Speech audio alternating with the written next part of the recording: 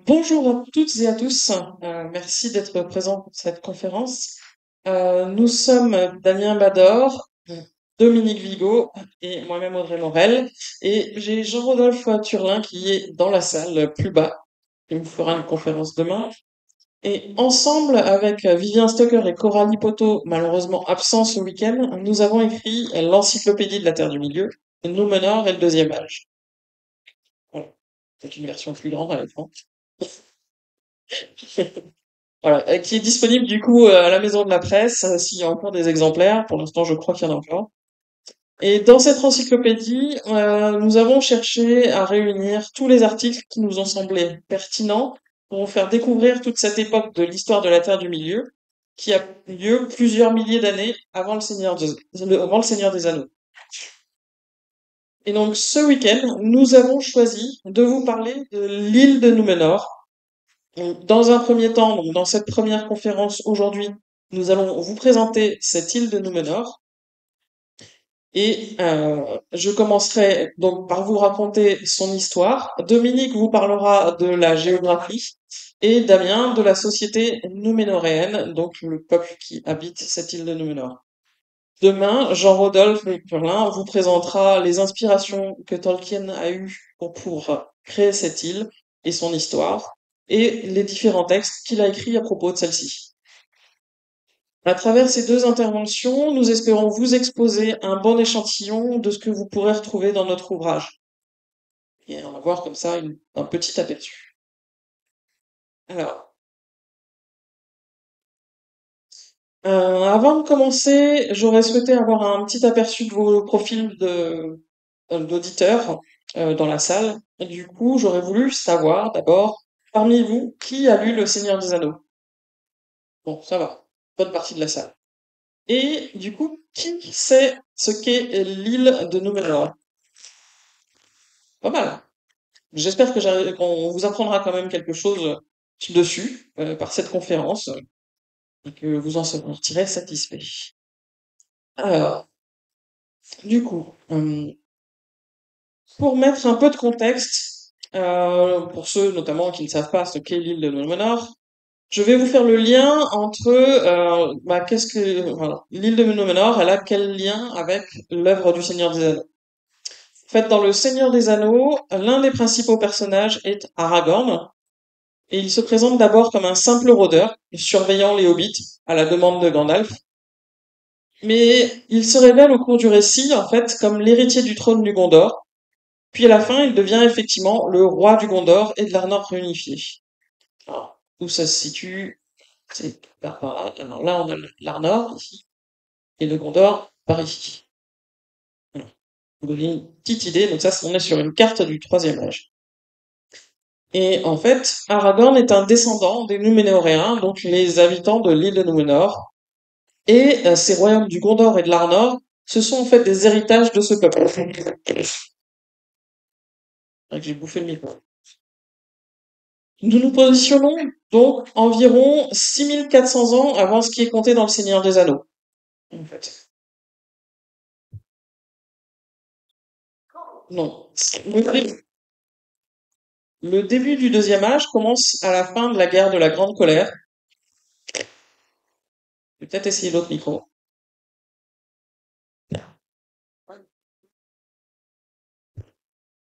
On va voir si je suis plus doué avec celui-là. Disais donc, le Deuxième Âge commence à la fin de la guerre de la Grande Colère. Et elle marque, c'est la guerre qui marque la fin du Premier Âge et du coup le début du Deuxième. Dans cette guerre, les Valar, donc c'est les divinités pour simplifier un petit peu, les elfes et certains peuples des hommes se sont unis et ont vaincu Mordor, le seigneur, le sombre seigneur. Je ne sais pas ce que je fais de particulier qui fait cracher le micro à ce point-là. Désolé. Donc le sombre seigneur, donc une divinité déchue, si je veux simplifier, pour ceux qui ne connaîtraient pas. Pour récompenser les hommes qui se sont alliés du coup avec les Valar et les Valar leur offrent une plus grande espérance de vie et aussi un nouveau territoire, une île. Celle-ci est tirée du fond de l'océan et ancrée au large à l'ouest de la Terre du Milieu et à l'est des terres immortelles où vivent les Valar. Elle prend alors le nom de Andor, le pays du don. Dans la langue elfique Quenya, c'est le sens de ce nom. Mais elle a eu de nombreux autres noms par la suite, dont le plus courant est Númenoré. En Quenya, ça signifie pays de l'Ouest, et ce nom a été raccourci en Númenor. Ainsi, les Núménoréens sont invités à rejoindre cette île magnifique, avec cependant une unique condition, appelée l'interdit des Valar. C'est-à-dire qu'ils ont cette condition de ne jamais naviguer vers l'ouest et les terres immortelles qui sont en vue. Comme je vous ai dit, Númenor se situe donc entre la Terre du Milieu et Valinor, donc les terres immortelles. Et en fait, ils ont cette interdiction de ne pas aller plus à l'ouest vers ces terres immortelles. Euh, les, les Valar désignent Elros, le frère jumeau d'Elrond. Donc là encore un nouveau lien avec le Seigneur des Anneaux, hein. J'imagine que vous voyez qui est Elrond, le Seigneur d'Imladris. Il a eu un frère jumeau, et ce frère jumeau, Elros, est devenu le premier roi des hommes. En effet, comme ce sont des demi-elfes, et les deux frères, qui étaient fils d'Erendil, qui est le héros qui a permis la fin de la guerre, ont pu choisir leur destinée. Elrond a choisi l'immortalité des elfes, tandis qu'Elros, la mortalité des hommes. À la tête des bateaux de son peuple, Elros arrive sur l'île en 32 du deuxième âge. Et ayant une longévité exceptionnelle de 500 ans qui lui a été offerte par les Valar, il y règne pendant 400 ans. Vous imaginez, ça fait longtemps. Ensuite, ce sont environ 25 rois et reines qui se sont succédés. Oui, parce qu'il y a aussi eu des reines en plus des rois. Initialement, la coutume de transmission du sceptre royal était d'abord exclusivement masculine, mais ces lois de l'héritage ont évolué avec Tar Aldarion en 1075 car il voulait transmettre le royaume à sa fille unique, Anne-Calimè. D'ailleurs, c'est aussi grâce à Tar Aldarion que les Numénoréens sont devenus de grands marins explorant toutes les côtes de la Terre du Milieu. Ils échangeaient savoirs et techniques avec les autres peuples, notamment les elfes et les nains. C'est là que l'île de Númenor a pu s'étendre et en explorant toute la Terre du Milieu, et du coup, ce qui les a poussés à développer encore plus la navigation et les bateaux. Damien vous en parlera peut-être plus en détail. Euh, ouais. Mais donc tout pendant à peu près un millier d'années, Númenor s'est du coup développé, c'est un royaume qui a prospéré, mais peu à peu, le déclin du royaume se mit en place vers 1800.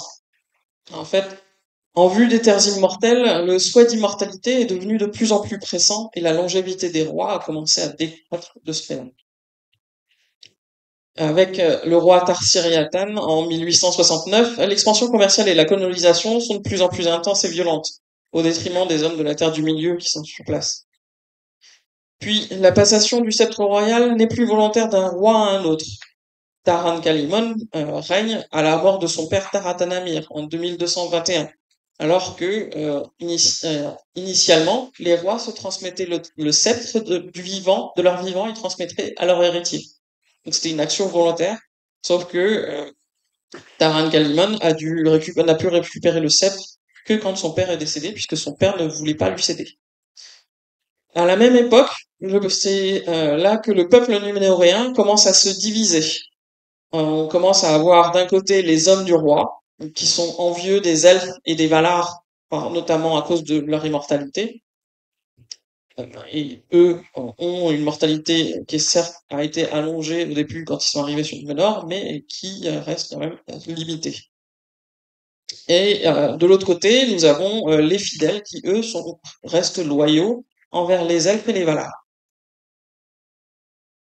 Enfin, vers 3100, on a Argimilzor, le 23e roi, qui coupe tout contact avec les elfes et les Valar et se met à persécuter les fidèles. Donc vous imaginez, on a quand même vachement changé d'ambiance au départ.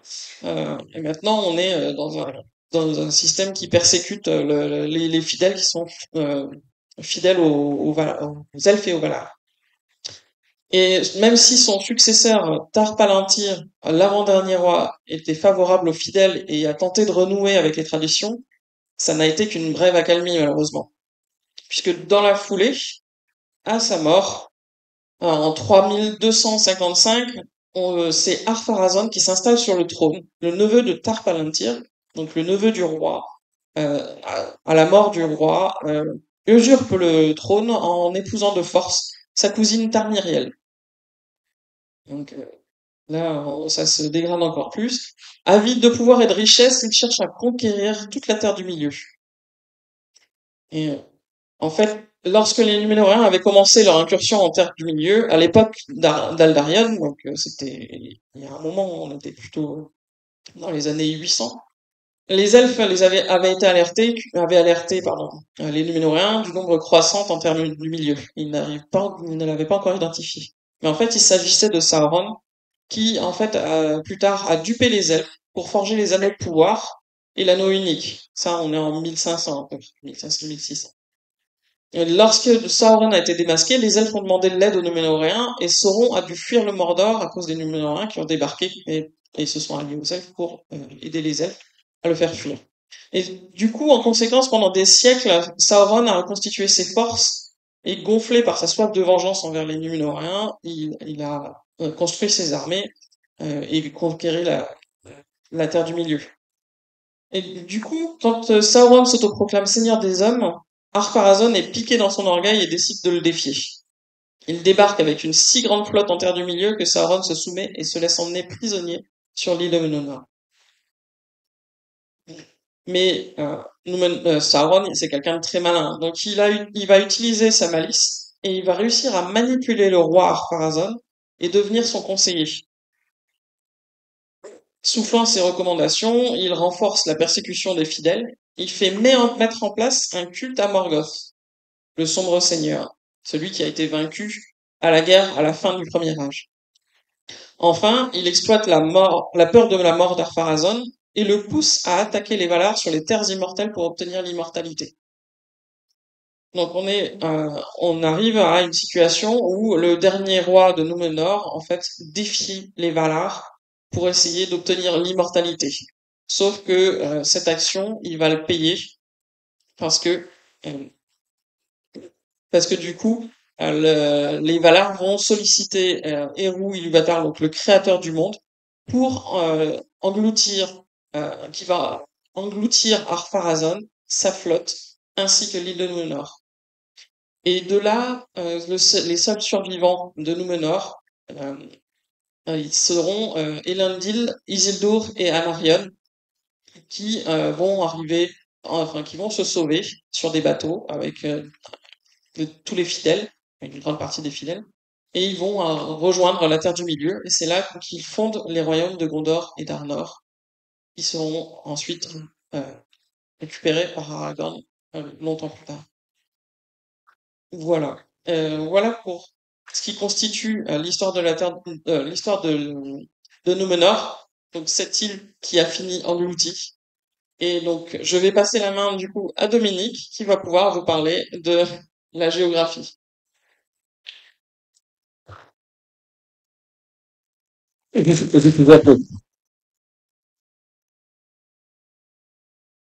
C'est dans l'autre sens. Donc là, vous avez une représentation de la carte de Númenor, île du Don dont on a parlé, mais aussi île de l'Étoile. La forme qui est là, est-ce que le pointeur vous montre bien la montagne? C'est principalement de cette montagne que vient la forme de l'île.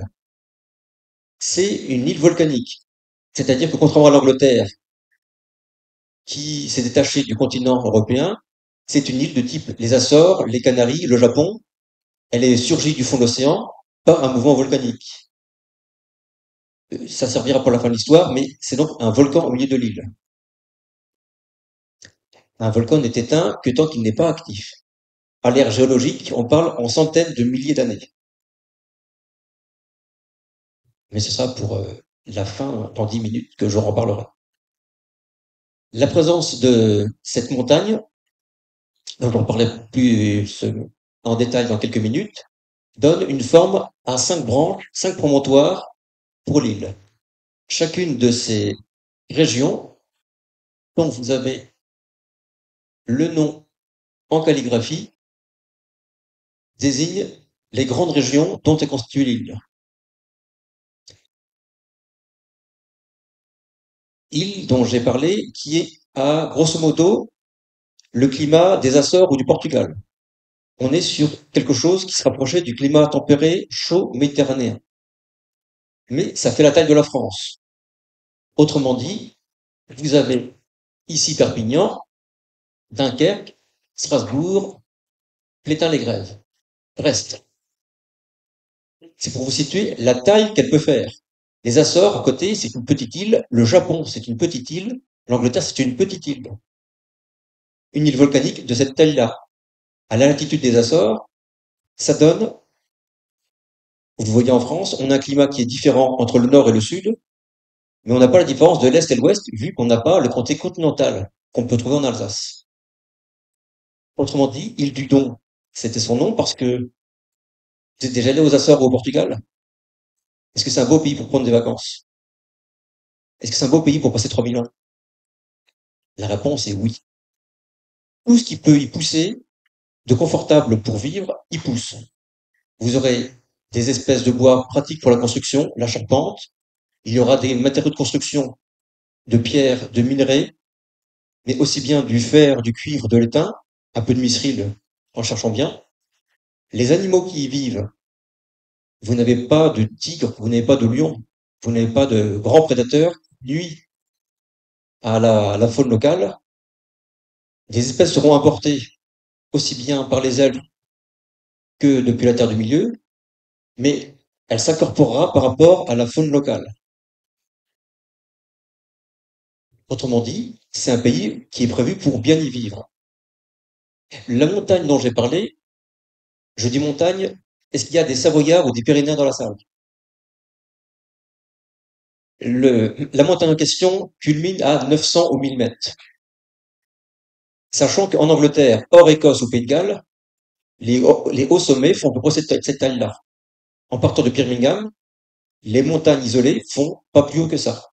C'est donc une montagne à l'anglaise, dans un climat à la portugaise, sur une taille d'île de la France située littéralement au milieu de l'Atlantique. Christophe Colomb a mis dans les 60 jours et quelques pour traverser l'Atlantique. Nouménor est situé à environ 30 jours de navigation entre la Terre du Milieu d'un côté, Valinor de l'autre. Il n'y a pas de voisins, pas de rivaux. L'océan est à eux, dans la limite de l'interdit des ballards d'un côté et des capacités de navigation de l'autre. Donc, c'est vraiment l'île où on est chez soi. C'est ce que ça deviendra une fois construit. Andounier, grande ville de l'Ouest. Si je dis Ouest et que vous avez bien suivi, en face, ce sont les terres immortelles. Qui vit sur les terres immortelles? Les Valar et les Elfes. Les Valar ne viendront pas, mais les Elfes qui viendront rendre visite aux Numénoriens arriveront de l'horizon. Et de ce côté-ci, apporteront aussi les cadeaux qu'ils offriront à leurs alliés humains qui ont participé avec eux à la guerre. Et c'est dans ces côtés-ci de l'île qu'on trouvera des espèces d'arbres qui n'apparaîtront nulle part ailleurs sur l'île, comme le malorne, et d'autres espèces qui font partie de ce qu'on appelle les arbres parfumés. On a un article spécifique dans l'encyclopédie, qui sont littéralement la végétation qui pousse à Nouménor et qui sont le cadeau offert aux hommes de Nouménor, côté ouest. C'est le malorne qui pousse à Nouménor arrivera en Terre du Milieu bien plus tard. Gil-galad essaiera d'en faire pousser au Lindon, ça ne donnera rien. En Laurienne, ils pousseront avec une belle floraison. Et comme vous le savez, il en restera un qui repassera de l'autre côté des montagnes. C'est celui de Sam. Donc entre Nouménor et la Laurienne, il n'y aura qu'un seul malorne. Il n'y a que la submersion de Nouménor. Entre la Laurienne, il n'y a que le malorne de Sam jusqu'à Valinor. C'est de l'arbre de compétition.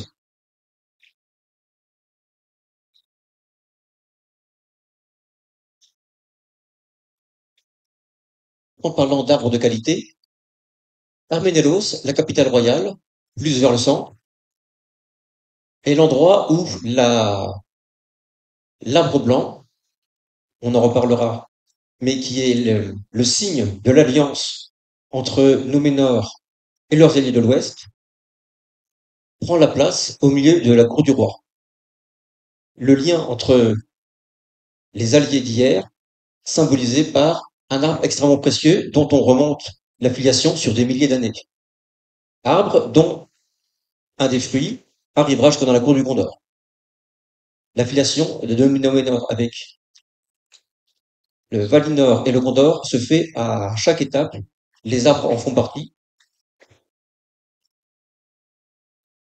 La montagne dont je parlais tout à l'heure, donc pas très haute, pas de neige éternelle, c'est-à-dire qu'il n'y a pas non plus de climat polaire qui risquerait d'être compliqué à vivre. Le sommet ne sert que pour certaines cérémonies, personne n'y vit en continu.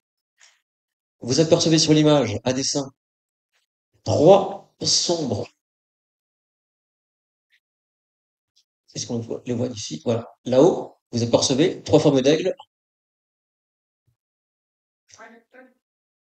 C'est parce qu'il y a trois aigles qui se posent régulièrement sur les trois promontoires au sommet de la cuvette principale, qui sont censés être les témoins de Manwë, le Valar principal, dont on suppose, et on croit à l'époque, que les aigles sont les envoyés. Un peu comme Hugin et Mumin pour Odin. Et nul autre oiseau ne se pose sur le sommet. Le sommet de la montagne est censé être sacré. À part les vraies cérémonies dont on en parlera un peu plus tard, c'est une terre qui n'est foulée par personne, ni animal, ni humain.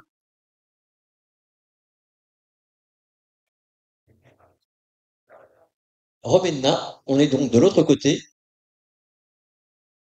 c'est le port de l'Est, c'est-à-dire que là-bas, très au loin, c'est la terre du milieu, d'où viendra des animaux, des plantes, Sauron plus tard, et en soi, vous avez là une ligne continue entre l'Ouest, le centre et l'Est. Les autres parties de l'île sont assez peu connues puisque les personnages que nous connaissons viennent des grandes cités, mais on a quand même l'information que l'île pourvoit à elle seule environ tout ce qu'on peut souhaiter sur un territoire qui est censé être autonome. On va y trouver du miel et des ours. On peut y trouver de la vigne. C'est même la culture de la vigne qui permet de déterminer sa latitude, parce que la vigne ne pousse pas sous tous les climats. On y trouve des céréales, du bois d'œuvre. On a la liste des animaux dont on sait qu'ils ont vécu de manière autonome ou importée sur l'île. Et c'est aussi varié que les chats sauvages, les bovins, les chèvres, les porcs, les cervidés, les lapins, les belettes, les hérissons, les moutons, quelques chevaux et des chiens. Des poissons, des baleines, des tortues dans les environs aussi. Mais les requins, par exemple, ne sont pas une menace pour les pêcheurs qui sont l'une des principaux, la pêche qui est une principale activité de nourriture sur l'île. J'ai parlé d'ours. Damien en reparlera plus précisément. C'est l'animal qui pourrait être un prédateur, mais en fait, non. On n'est pas sur du grizzly ou de l'ours polaire qui serait en prédation de toute espèce. C'est une espèce locale qui n'est pas plus que ça avide de marquer sa présence auprès des autres animaux ou autre chose.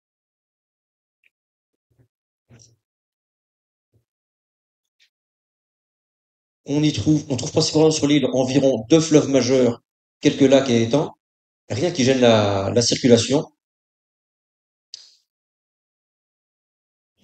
Et en fait, je n'ai plus qu'un mot à dire, c'est parmi les plantes qui poussent à Númenor et qui feront parler de plus tard, il y a principalement la sélace, la feuille de roi, celle dont on sait les capacités de guérison pour les bonnes personnes, et presque aussi important, la galénace, l'herbe pipe. Deux espèces venant de Númenor qui auront un rôle crucial et majeur en terre du milieu. On en parle largement et ceux qui ont lu nos précédents ouvrages savent qu'on en a déjà parlé largement. Donc, en quelques mots, c'est un endroit où normalement tout aurait dû bien se passer. Mais Damien va vous expliquer pourquoi non. Et je passe juste la fin que Le volcan dont j'ai parlé tout à l'heure, il va se réveiller.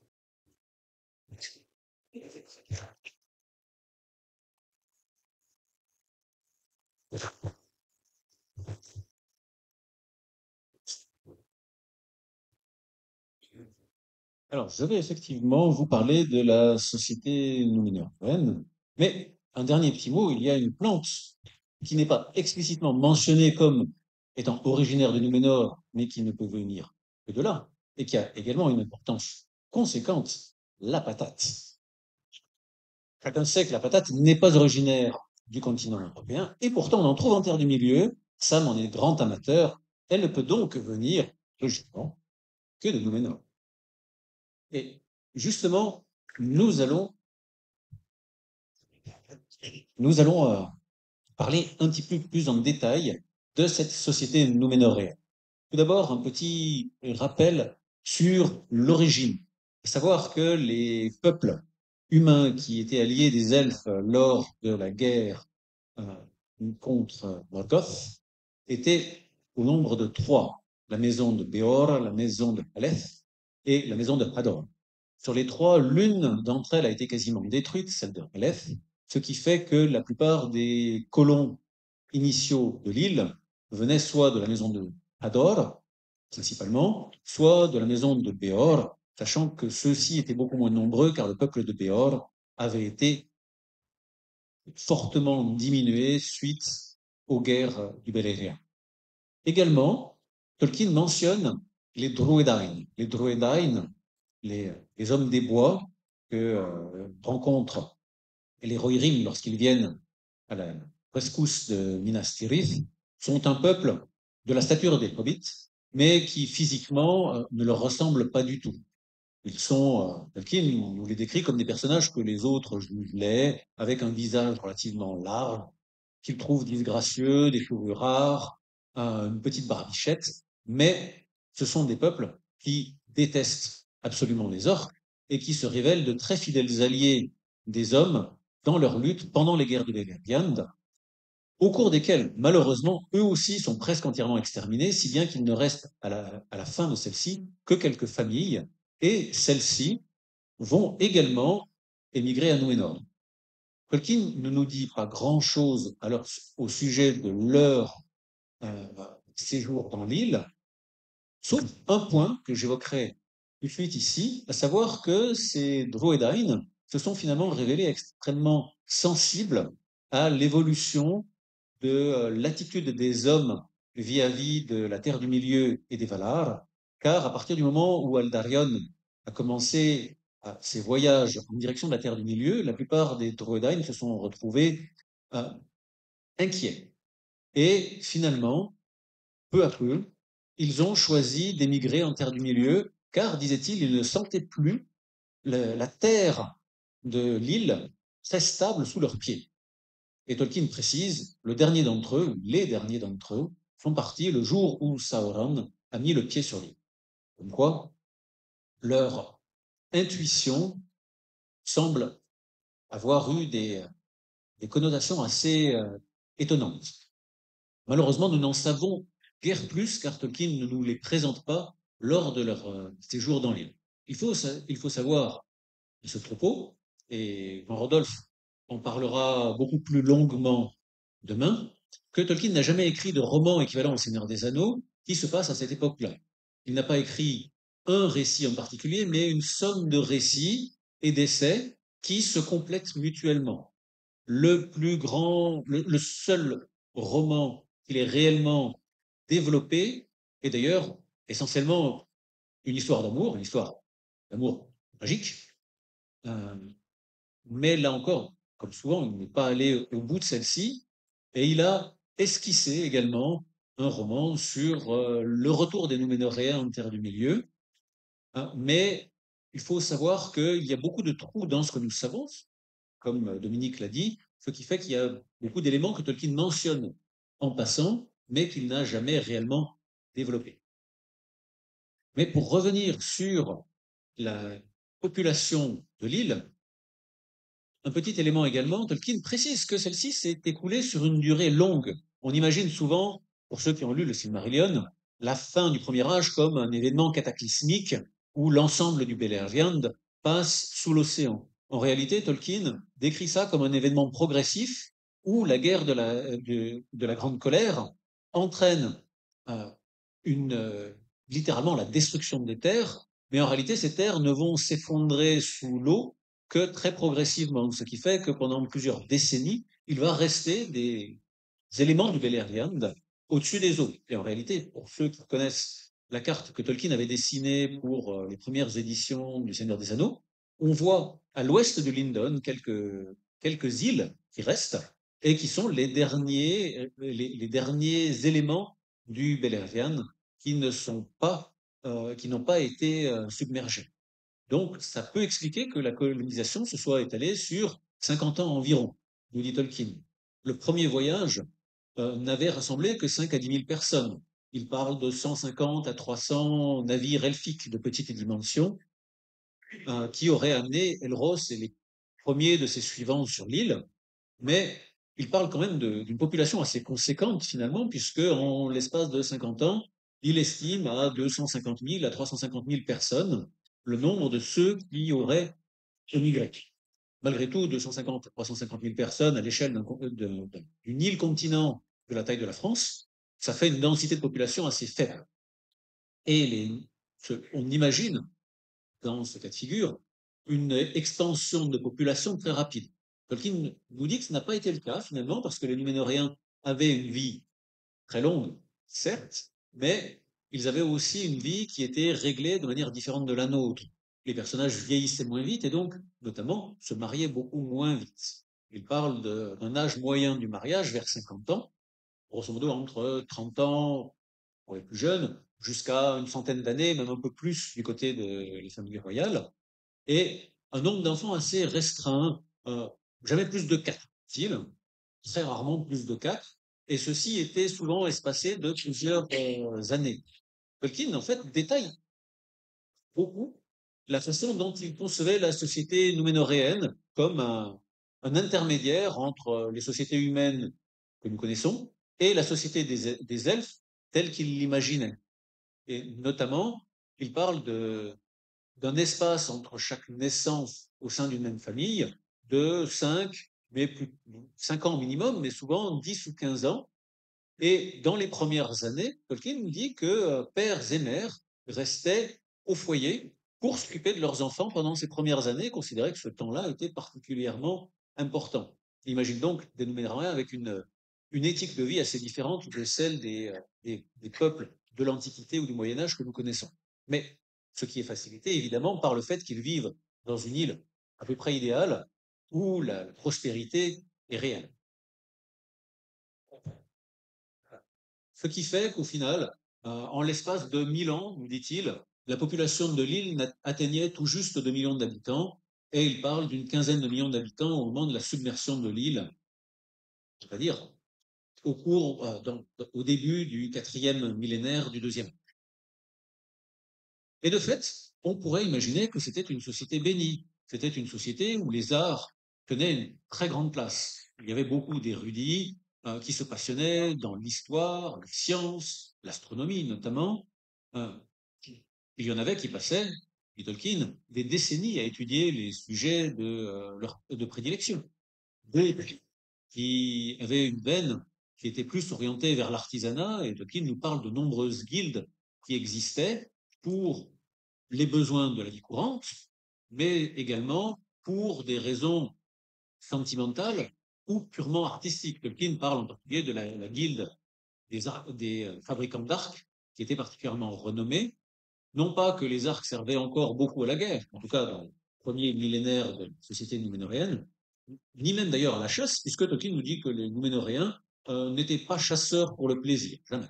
Éventuellement, ils étaient contraints d'aller tuer quelques bêtes sauvages, notamment quelques ours qui se montraient très rarement agressifs, mais ils ne chassaient pas pour le plaisir, ni même pour la nourriture. Néanmoins, ils aimaient l'arc pour la pratique du sport. De la même manière, Tolkien parle également de la guilde des armuriers qui maintenait en vie les traditions de fabrication d'armes qui leur avaient été nécessaires par le passé, bien que pendant très longtemps, elle ne leur est pas plus servie, quasiment jamais, pendant l'histoire de Númenor elle-même, et seulement très tardivement pendant la colonisation nouménoréenne en Terre du Milieu.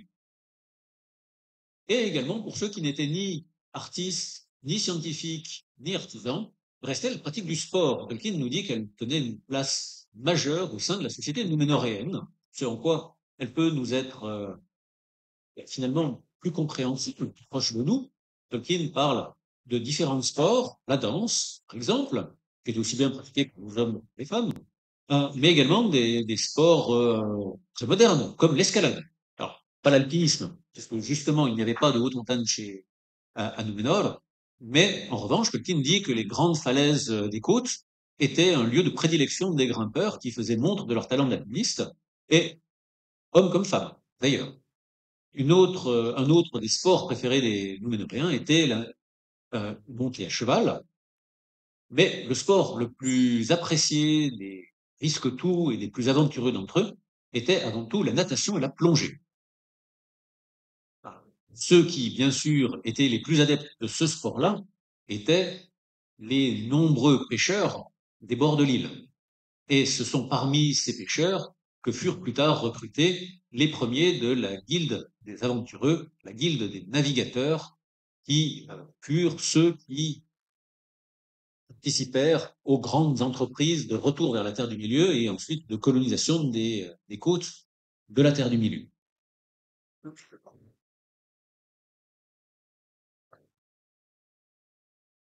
J'ai donc eu l'occasion de parler des loisirs. Ça ne veut pas dire évidemment que les Núménoréens ne travaillaient jamais. Tolkien nous présente bien sûr des bergers, des paysans, des artisans qui travaillaient pour faire vivre cette société, mais jamais ne présente leur travail comme étant excessivement harassant, car l'île était généreuse dans ses productions, aussi bien animales que végétales.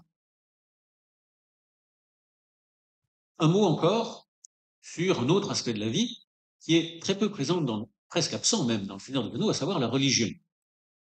Tolkien parle de la société nouménoréenne et explique en fait la quasi-absence de religion en Terre du Milieu par le traumatisme de la submersion de l'île et de l'exil des Núménoréens. En effet, les Núménoréens avaient une pratique religieuse, mais extrêmement, si l'on peut dire, abstraite. Historiquement, ils ne construisirent aucun temple et ils n'adoraient nul autre que Eru Ilúvatar, le créateur. Ils n'adoraient pas les Valar. Bien. Simplement, ils le faisaient de manière très espacée, à savoir lors de festivals, 3 festivals chaque année, pour demander une bonne année, louer Eru et le remercier pour les dons qu'il a donnés au moment de la récolte. Ces cérémonies se passaient exclusivement au sommet du Minel Tarma, où le roi menait en procession une grande partie du peuple et était le seul qui, une fois au sommet, pouvait prononcer les paroles de louange lors des cérémonies. En effet, le sommet du Minel Tarma lui-même pouvait être volcanique, restait vierge de tout homme, mais les hommes étaient libres de monter. Il existait un chemin qui allait jusqu'au sommet, et les hommes étaient libres d'y monter, mais jamais d'y parler. Et Tolkien dit même que le silence qui régnait au sommet était si grand que, en dehors de ces cérémonies où le roi prenait la parole, nul n'osait jamais parler quand il arrivait au sommet. Et on n'y entendait non plus aucun bruit animal. Toutefois, bien sûr, la situation changea lorsque les Núménoréens commencèrent à se détourner des Valar et vers l'époque du 20e roi de Nord, ils cessèrent entièrement les rois cessèrent de participer à ces cérémonies et finirent même par interdire aux fidèles de se rendre au sommet du Minel Tarma pour les commémorer. Et finalement, ils décidèrent de pourchasser ceux qui continuaient à pratiquer les langues elfiques. Car je n'ai pas eu l'occasion de parler encore de la langue, plutôt des langues que l'on parlait à Númenor. Tolkien nous dit que la majorité de la population de l'île, notamment les gens qui descendaient du peuple de Predor, parlaient leur propre langue, l'Adonai, la langue qui plus tard sera l'ancêtre du parler commun de la terre du milieu que pratiquent tous les peuples depuis le nord de l'Ériador jusqu'aux confins du pays du Para. La langue, évidemment, que parle le Hobbit, que parle Aragorn au quotidien, que parlent même les Gévaudan. Néanmoins, ça n'était pas la seule langue qui était pratiquée dans l'île.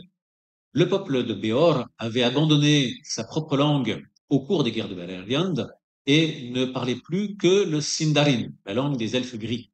Et le Sindarin était resté la langue parlée dans le nord-ouest de l'île au quotidien. De la même manière, la plupart des nobles et des érudits parlaient le Sindarin au quotidien et c'était devenu même la langue maternelle d'un grand nombre de familles renommées de l'île. Il existait une troisième langue qui était pratiquée, à savoir le Quenya, la langue des hauts elfes, mais celle-ci, en revanche, ne devint jamais une langue qui était pratiquée au quotidien, c'était uniquement la langue de l'érudition. Tolkien parle latin des elfes, et même à l'époque de Númenor, seuls les érudits la pratiquaient, et ils ne l'apprenaient jamais comme une langue maternelle, mais comme une langue, comme une deuxième langue, apprise au cours de la jeunesse ou de l'adolescence. Néanmoins, tous les symboles elfiques finirent par être persécutés par les rois, aussi bien les symboles de l'alliance religieuse avec Eru et les Valar, que les symboles plus matériels, comme le fait d'accueillir les elfes, ou même de parler l'une des langues des elfes. Et car progressivement, les, les, les Núménoréens s'inquiétèrent de plus en plus de leur mortalité, comme l'a et Audrey et comme l'a rappelé Dominique, et finalement s'inquiétèrent de savoir comment on pourrait prolonger artificiellement la vie. Et c'est par ce biais-là qu'ils finirent par jalouser les elfes et toutes leurs tentatives d'obtenir l'immortalité par leurs propres moyens échouèrent et ils ne parvinrent même pas à trouver des remèdes pour prolonger leur vie et seulement pour des remèdes d'anatopraxie pour préserver l'apparence que les personnes décédées. Un petit peu décevant.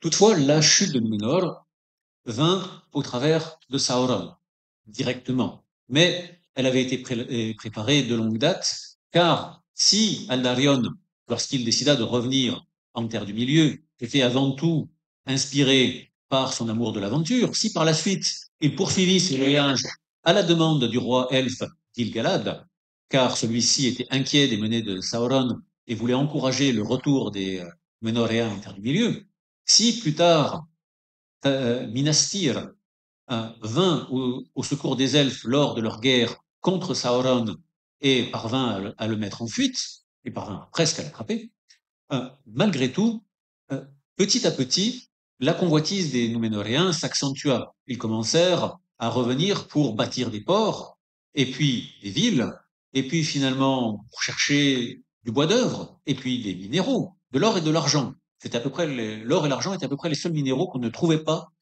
presque pas, sur leur île. Et puis finalement, à conquérir des terres et à réduire les peuples voisins de la mer en esclavage pour s'en servir comme serfs. La voie vers Sauron était déjà bien pavée et Sauron, finalement, ne fut que le déclencheur en conseillant Ar-Pharazôn de lutter ouvertement contre les Valar. Mais Tolkien sous-entend bien que même si Sauron n'avait pas été là, tôt ou tard, le conflit aurait été.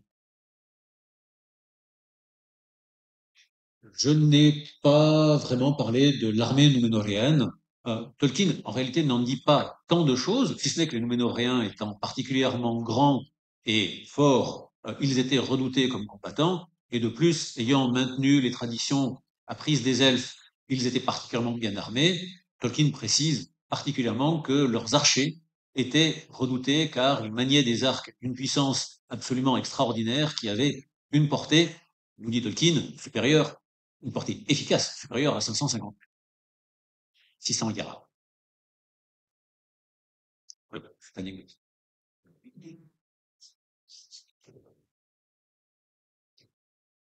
Je vous remercie pour votre attention. Cette conférence sera donc suivie une deuxième par Jean-Rodolphe demain, qui lui parlera de l'extérieur de l'œuvre, comment Tolkien s'est inspiré de différents aspects, de différentes civilisations européennes pour imaginer la civilisation de Numénor, et il vous parlera également de l'aspect plus matériel. Qu'est-ce que Tolkien a écrit dans quel texte et de quoi ces textes-là parlent-ils? Et par ailleurs, si vous souhaitez en savoir plus sur l'œuvre de Tolkien, en dehors de ces ouvrages que nous recommandons bien volontiers, nous pouvons notamment vous recommander les encyclopédies que nous avons écrites. La grande encyclopédie du Hobbit, qui s'intéresse avant tout à l'histoire de Bilbo, mais à tout son contexte historique, au contexte historique de toute l'époque où se déroule cette aventure-là. L'encyclopédie de la Terre du Milieu, qui est celle-ci, et également, si vous arrivez à le trouver, parce qu'il est malheureusement épuisé, Le Monde des Hobbits, qui lui est une plongée dans l'univers des Hobbits, leur culture, leur histoire et la géographie. Et je devrais quand même mentionner, même s'il n'est pas affiché ici, également, que alors, il y a une autre chose qui est affichée, nous travaillons d'ores et déjà un troisième volume d'encyclopédie qui, elle, sera dédiée au Seigneur des Anneaux, c'est vrai, et elle devrait paraître l'an prochain. Mais également que je voudrais mentionner le dictionnaire de Foster qui vient de paraître en langue française et qui, lui, n'est pas une encyclopédie au sens où elle ne présente pas tout dans son détail, mais en revanche qui est une vraie mine d'or pour ce qui est de retrouver le nom propre et ce qu'on sait de tel personnage qui n'est mentionné qu'au détour d'une page par Tolkien dans un recoin obscur d'un texte du Silmarillion ou du Seigneur des Anneaux. Et s'il reste un peu de temps, nous serons très heureux de répondre à vos questions. Bonjour. J'ai une petite question. J'ai vu que vous avez fait des encyclopédies sur le deuxième et le troisième âge, mais il n'y a rien sur les premiers. Est-ce que vous m'entendez là? Oui. Est-ce que vous avez prévu de faire une encyclopédie sur le premier âge? Je n'en avais pas fait. Je répondrai que nous aimerions bien. Terminons celle qui est en cours de rédaction et tâchons de convaincre notre éditeur qu'une fois avoir traité le deuxième âge et le troisième âge, il serait de bon ton de compléter la série.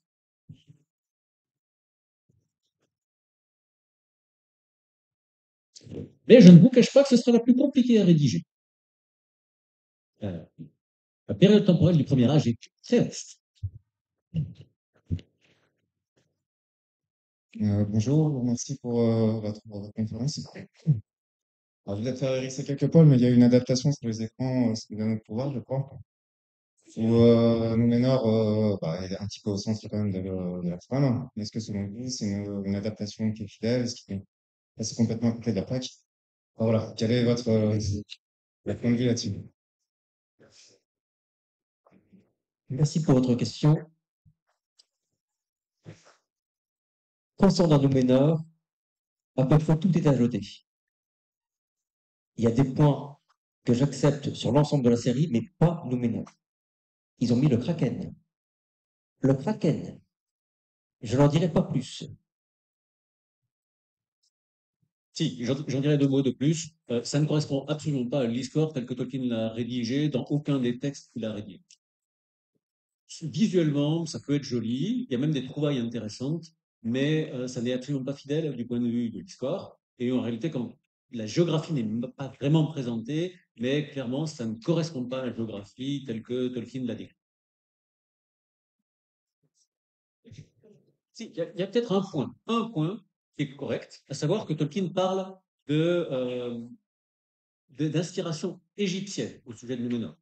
Rodolphe vous en parlera. Et effectivement, ils ont repris des éléments visuels qui sont inspirés de l'Égypte ancienne, ce qui est un choix visuellement à peu près pertinent. Quand il lâche, il faut chercher. De mon côté, je dirais que le rapprochement se fait plus généralement plutôt à travers simplement les noms. C'est-à-dire qu'on a l'impression qu'on récupère les noms de l'histoire, quelques événements clés plus ou moins, et qu'après on brode autour. Voilà. Donc on est sur une vision assez éloignée. Bon, l'aspect le plus réussi, je suis d'accord, c'est plutôt l'aspect visuel. Mais d'un point de vue adaptation, moi, ce n'est pas une bonne adaptation. Et vous nous avez lancé sur un truc qui ne se terminera jamais. Un point, par exemple, Elendil, on ne lui connaît pas de fille. Il ne perd pas son fils Isildur en Terre du Milieu parce qu'Isildur ne met pas le moindre pied en Terre du Milieu avant la submersion de Númenor. Il n'est pas fâché avec son fils Narion, que nous le sachions. Et d'ailleurs, Elendil lui-même ne met pas le pied en Terre du Milieu avant la submersion. Et à cette époque de l'histoire, normalement, son père est encore en vie et c'est lui le seigneur d'Andun. C'est très bref, mais ça donne à peu près le thème.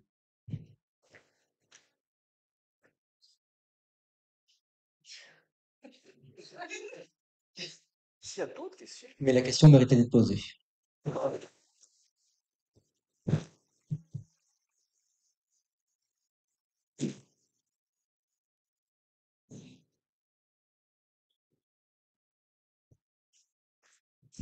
Bonjour. J'avais une question concernant l'aspect visuel justement de Númenor et notamment du fait qu'on a l'impression que dans toutes les représentations, ce sont des roches sédimentaires qu'on voit. Est-ce qu'il n'y a pas une contradiction avec le côté volcanique de l'île? C'est une merveilleuse question. Je travaille dans une carrière avec des géologues. J'ai Quand vous dites une les formation de représentations, géologue. vous parlez de représentations que vous avez vues où? Bah, les illustrations et même dans la série, on a l'impression que ce sont de grandes falaises sédimentaires. Je vais m'autociter il y a 3 minutes. Oubliez ce que la série vous a montré. Merci. Ensuite, tout illustrateur s'est inspiré comme il a pu, sans forcément avoir fait des recherches de géologie très poussées.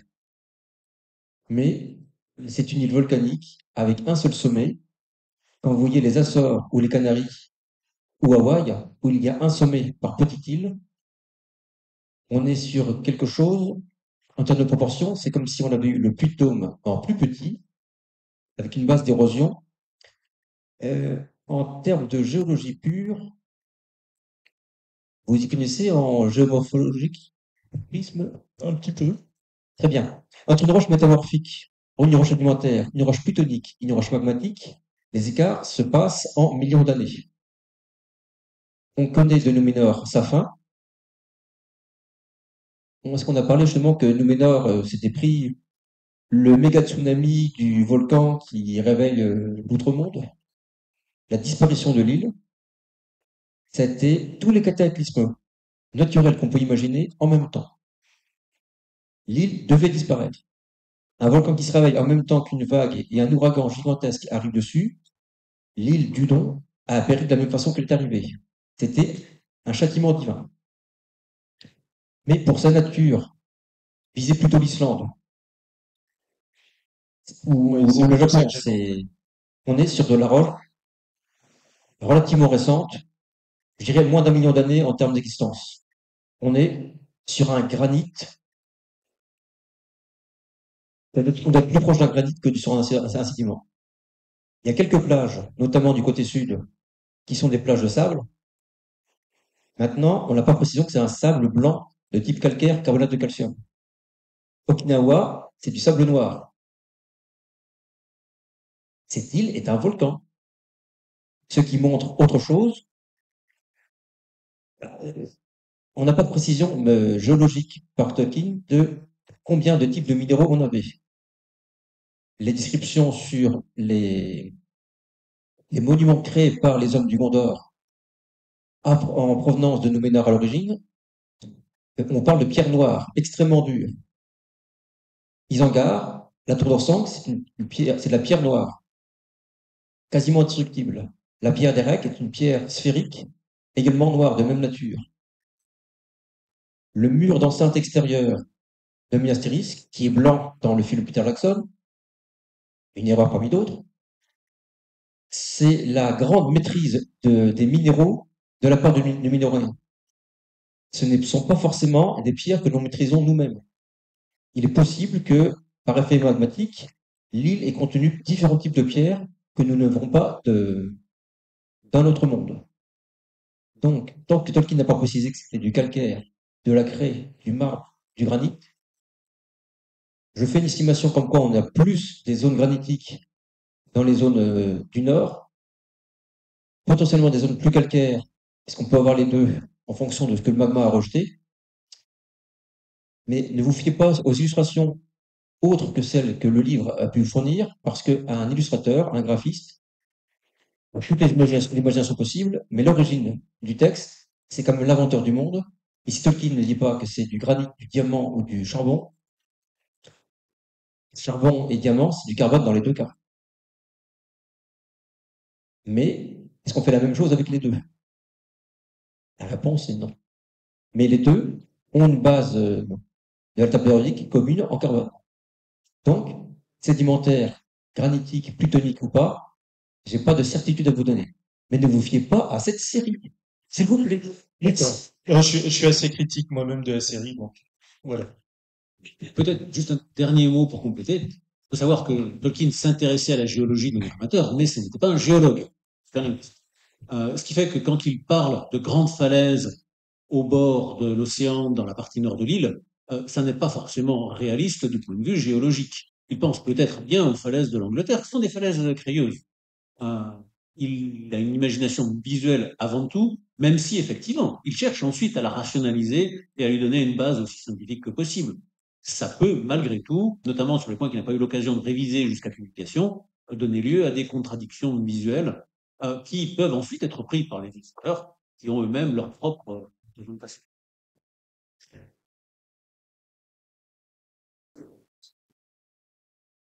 Bonjour, juste une remarque, puisqu'on parlait un peu de géologie de Númenor, la respiration du sang naturel, et Tolkien intéresse pas mal, très personnel.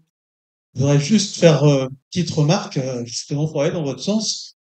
Si on prend l'exemple du volcanisme dans la chaîne des puits et de manière générale sur le massif central, notamment sur le Sancy, on se retrouve avec des dépôts et des afforements roches volcaniques qui sont parfois clairs, même très clairs, notamment les dépôts de la Curie-Helvétique, donc qui peuvent tout à fait coller, volcanisme sansolite étant un volcanisme récent, peuvent tout à fait coller avec des volcanismes complexes au niveau de Númenor, surtout si le magma nouménorien a eu le temps de se différencier pour se former. Rien n'est impossible de ce côté-là, surtout qu'on a quand même des interventions huiles possibles à ce niveau-là. Donc, bon, de ce côté-ci, on peut imaginer qu'il y a eu des libertés faites par rapport au volcanisme classique tel qu'on l'a actuellement sur Terre. Oui, d'ailleurs, je reviendrai que si on trouve du mithril à Númenor, c'est que déjà le sous-sol est différent de tout ce qu'on peut connaître chez nous.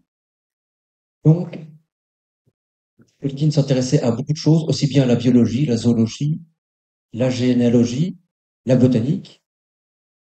Ce qu'il a pu mettre concernant la pierre et les minéraux de manière générale, dans certains cas, sont des choses qu'on peut retrouver, et aussi bien le galverne, une pierre météoritique, le mithril ou d'autres, on est dans le cas de... C'est un pays qui a des dragons quand même. Au bout d'un moment, il faut accepter que ça existe en tiers de milieu, ou sur Andorre de manière générale, et qu'on n'a pas d'équivalent à donner. Mais je sais que j'ai aperçu Tolkien et les sciences sur le stand. Je me demande s'il n'y a pas un article de géologie qui en parle. Ça mériterait justement de vérifier s'il y a un spécialiste qui s'est déjà posé la question des équivalents qu'on pourrait trouver. J'ai fait la publicité gratuite. Vous m'entendez? Ouais. Une question peut-être un brin hasardeuse.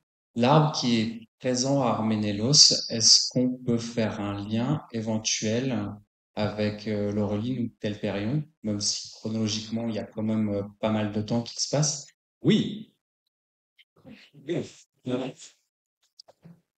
Tolkien le dit très explicitement dans le Silmarillion, à savoir que les elfes qui étaient venus dans les terres immortelles étaient de tomber tellement amoureux des deux arbres, et spécialement de Telperion, qu'ils avaient demandé d'en avoir un rejeton et que la Vala Yavanna avait créé, semble-t-il, un arbre similaire qui est considéré comme l'enfant de Telperion, bien qu'il ne créait pas de lumière par lui-même et qui était blanc à l'image de Telperion. Ce premier arbre s'appelait Celeborn, s'appelait Celeborn, comme Ariel, et avait été planté dans Tirion, la ville des elfes qui était à la lisière du pays de Valinor. Puis, les elfes vivant à Noldor, qui se sont établis par la suite à Tol Eressëa, avaient demandé eux-mêmes un rejeton de cet arbre-là, qui s'était appelé Galathylion, et l'arbre blanc de Nord était lui-même un rejeton offert par les elfes qui provenait de Galathylion. Et l'histoire ensuite se poursuit, puisque lorsque Sauron ainsi qu'Ar-Pharazôn a coupé l'arbre blanc de Númenor, la veille même de, on peut appeler un sacrilège, Isildur s'introduit sur place malgré les gardes et arrive à dérober un des fruits de l'arbre. Il est blessé, mais il parvient à le ramener donc à son grand-père, Amandil, encore seigneur d'Andouillé, pour qu'il soit mis en sécurité. Et l'arbre est planté chez Amandil, il pousse et il est préservé, transporté sur l'un des navires des fidèles et finalement replanté par Isildur lui-même à Minas Ithil, puisque Isildur s'était installé à Minas Ithil. Et lorsque Minas Ithil est prise par les forces de Sauron lors de la guerre de la Dernière Alliance, il parvient une fois de plus à se sauver grâce au fleuve en transportant un rejeton de cet arbre. On présume que l'arbre adulte de Minas Ithil a été détruit et il est replanté dans la cour de ce qui était Minas Anor et qui deviendra par la suite Minas Tirith. Cette filiation existe et c'est d'ailleurs ce à quoi fait allusion Gandalf lorsqu'il évoque la lignée de l'arbre blanc, plus longue, dit-il, que la lignée des rois de Númenor, d'Arnor, de Gondor. Merci pour la conférence. L'encyclopédie, ce sera à la page 202 à 205.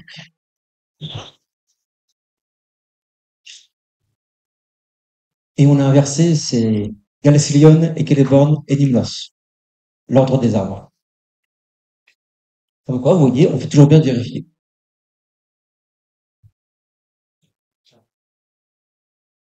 Une ultime et dernière question. Une fois, deux fois.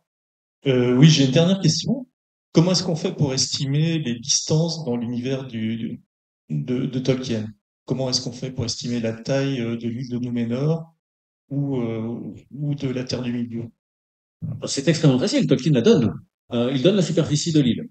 180 000 miles carrés, nous dit-il. On peut facilement convertir. Et en fonction de la superficie de l'île, puisqu'il donne une carte, on peut retracer ses dimensions. Il les donne d'ailleurs à peu près 1000 km de mémoire du nord au sud comme de l'est à l'ouest. De la même manière, alors ça ne figure pas dans la carte publiée du Seigneur des Anneaux, mais la carte de travail de Tolkien. Il faut savoir que la carte publiée n'a pas été dessinée par Tolkien, mais par son fils Christopher, qui n'arrivait pas à une carte élégante dans les délais impartis par l'éditeur, mais la carte de travail de Tolkien avait une échelle. Donc, non seulement on peut mesurer les distances telles que Tolkien les décrit au travers du roman et vérifier, mais en fait, Tolkien se basait sur la carte avec échelle qu'il avait fabriquée, qu'il avait dessinée, pour redonner les distances ensuite qu'il décrivait lors du cours, enfin, au fil du roman. Et pour le Beleriand, pour la carte du Beleriand au premier âge, il n'y a pas d'échelle, mais il y a eu des travaux très précis de raccrochage de la carte du Beleriand avec celle de la carte de la Terre du Milieu, ce qui fait qu'on peut estimer très précisément la dimension du Beleriand aussi. Et comme Númenor est une île, il y a des textes qui donnent les distances en nombre de jours de navigation. Et si on compare avec les caravelles de Christophe Colomb, on peut te donner une bonne échelle des distances à parcourir.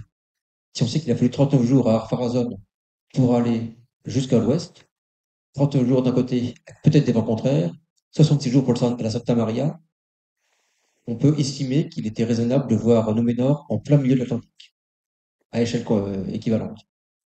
Comme Tolkien avait aussi précisé que, en termes de climat, le Gondor pouvait être assez proche du climat de Florence, en Italie. Comme on sait que la vigne pousse à Númenor dans certaines régions, les céréales dans d'autres, par équivalence, quand vous avez des arbres fruitiers dans une partie, plutôt des conifères de l'autre, les correspondances qui se font avec le continent permettent de donner une échelle de latitude, et à partir de là, les projections se font plus facilement. Mais en fait, il y a eu tellement d'informations disséminées que, pour ceux qui maîtrisent suffisamment ces caractères-là, c'est assez facile de donner des échelles. Je dis pas que c'est trop facile non plus, mais on n'est pas parti dans le vide absolu. Et d'ailleurs, vous me permettez de préciser que tout ce qui figure dans l'encyclopédie est basé exclusivement sur les textes de Tolkien de manière explicite. Et quand il y a des hypothèses très peu nombreuses, elles sont présentées comme telles. En l'occurrence, nous avons fait un travail essentiellement de rassemblage et de présentation des informations de manière synthétique à très nombreux textes, à partir des très nombreux textes de Tolkien sur la base des indications qu'il avait données. Oui, ma question, elle est tournée plutôt autour de la chute du Ménor et ensuite les héritiers qui sont à l'intérieur du milieu, pourquoi ont-ils perdu leur immortalité? Enfin, pas leur immortalité, mais leur longévité par rapport aux Núménoriens de base.